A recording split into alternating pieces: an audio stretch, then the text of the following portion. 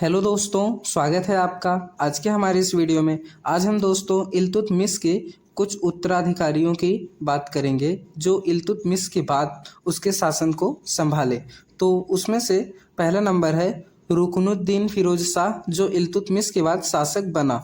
लेकिन इल्तुतमिश ने अपने उत्तराधिकारी के रूप में अपनी पुत्री रजिया सुल्तान को चुना था, लेकिन तुर्क अमीरों और उसके कुछ मंत्रीगण के विरोध के कारण रुकनुद्दीन फिरोज शाह को शासक बना दिया गया था, जो 1236 से 36 ईस्वी के बीच में, मतलब एक वर्ष के बीच में ही शासन किया था। उसके बाद विरोध होने के बाद रजिया ने जनता से मदद मांगी और उसका विरोध होने के बाद रुकनुद्दीन फिरोज शाह को शासन से हटा करके रजिया को उसका शासक बना दिया गया।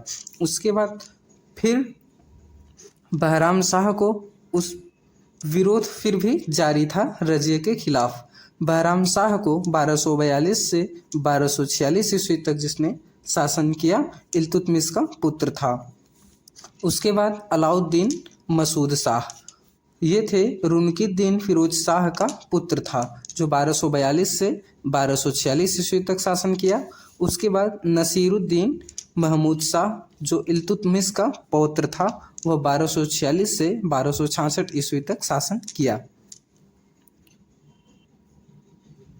अब हम देखते हैं रजिया सुल्तान के बारे में कुछ। 1236 से 1240 ईस्वी तक जिसने शासन किया।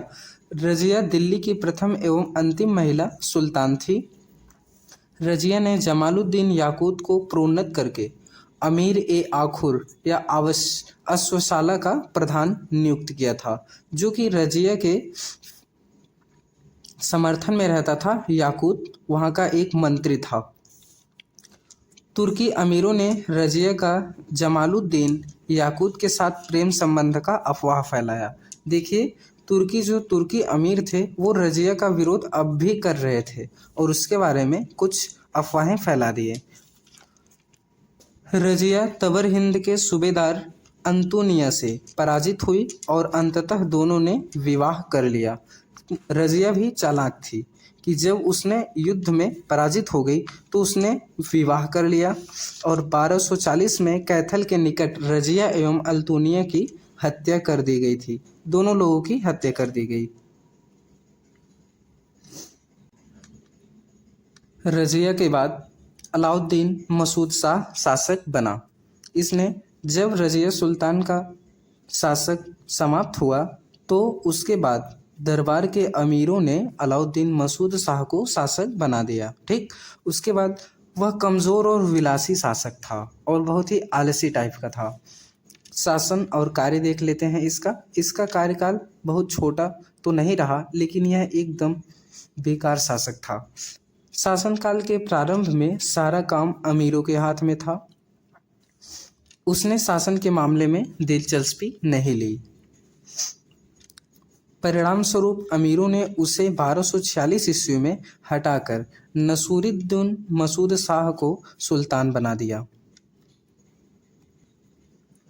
अब नसीरुद्दीन महमूद शाह को देख लेते हैं, जो कि 1246 से 1266 तक शासन किया। नसीरुद्दीन महमूद शाह दिल्ली सल्तनत का 8वां शासक बना।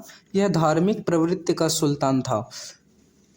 यह कुरान की प्रतियां लिखा करता था और टोपी सिलकर और कुछ कुरान की प्रतियों को बेचकर अपना यापन करता था। इसने बलबन को अपना वजीर बनाया और बलबन ने अपनी पुत्री का विवाह नसीरुद्दीन महमूद शाह से कर दिया।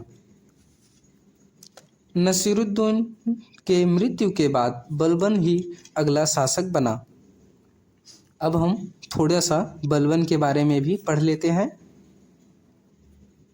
बलबन, जो कि 1266 से 1286 ईस्वी तक शासन किया, तो बलबन ईरान का रहने वाला था और उसने अपने दरबार का गठन ईरानी परंपरा के अनुसार किया।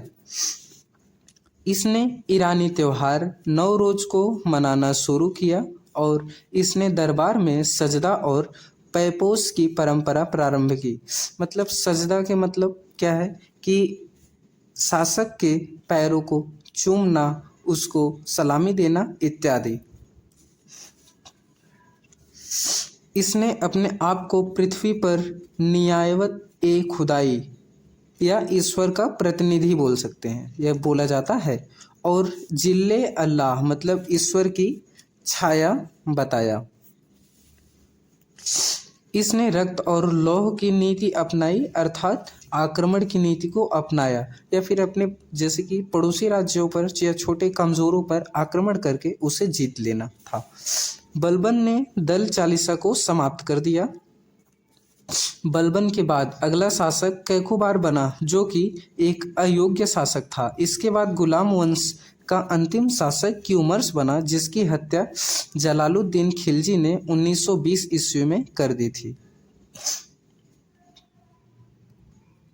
मिलते हैं दोस्तों अगली नेक्स्ट वीडियो में।